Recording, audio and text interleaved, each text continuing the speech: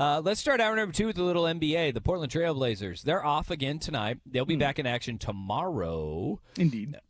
Nice little layoff for the Blazers after, I don't know, seemingly playing every other day to start the season. God or whatever deity you hold dearly, because if I needed a break, they sure as hell needed a break. Yeah. And it's right after a win. They do need a break. They need to jump off this cycle here, huh? Don't be feeling too good for too long there, fellers. At 3-5 in the season, we have seen ups and downs, right? The two best teams that they have played to this point have beat the brakes off of them. But I think we've seen a lot of flashes from young guys, especially guys that we've wanted to see develop and grow into contributors. It's almost been in fast forward because guys like Ryan Rupert giving more than serviceable minutes, Delano Banton dropping a 20-piece off the bench in the fourth, to the ones that'll be upset about it, to win a game against a very shorthanded Pelicans. And then Tumani Kamara in his steady growth from what we saw as a guy that inserted himself into the starting lineup late last year, has played really damn well to start.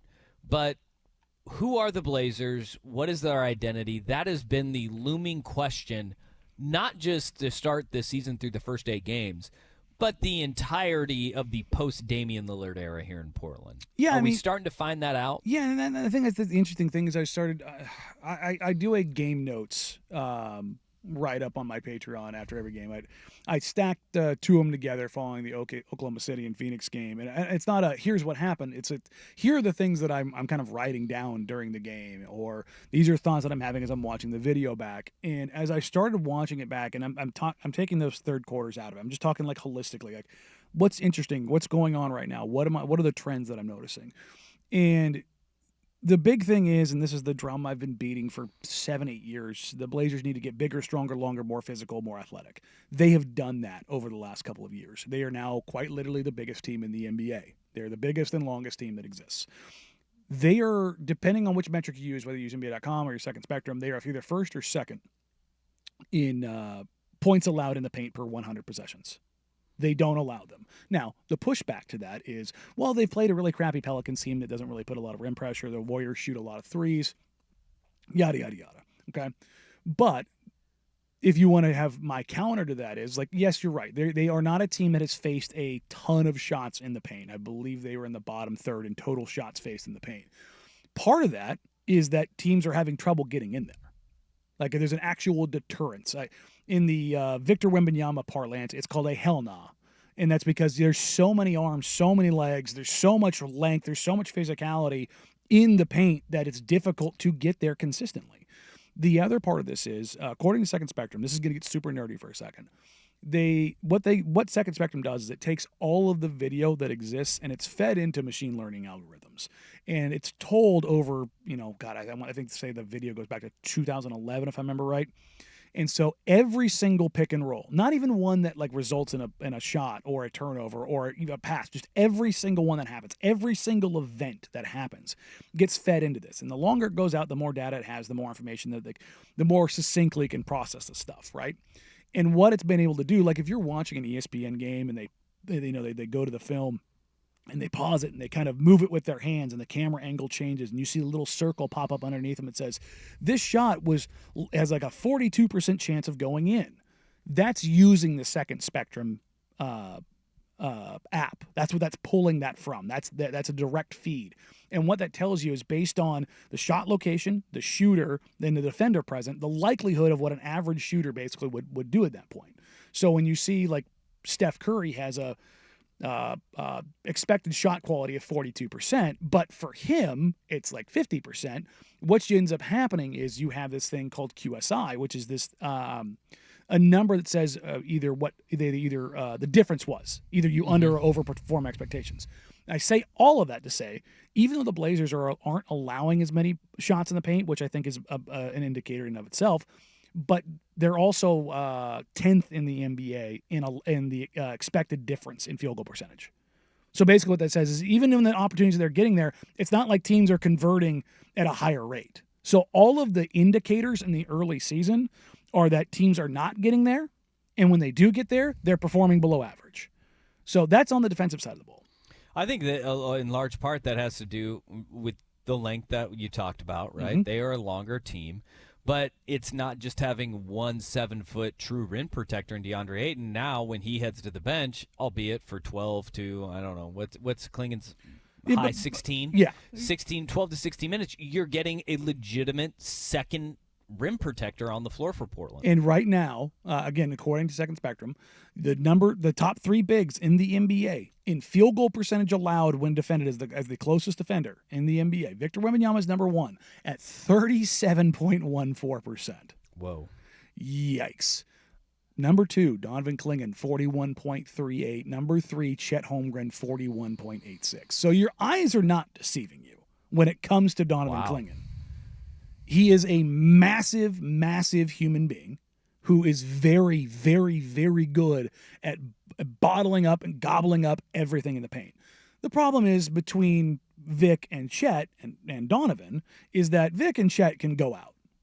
They can move away from him not only effectively but very well.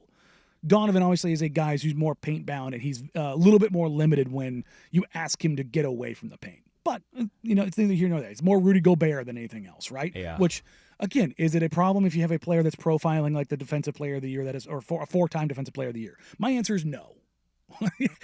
I'd rather have that guy than not. I'll tell you what, though, is you sit there and he gets more comfortable in his skin as an NBA player and starts to develop his skills. I'm really excited to see how he fits on the defensive end of the floor in starter minutes, right? Like,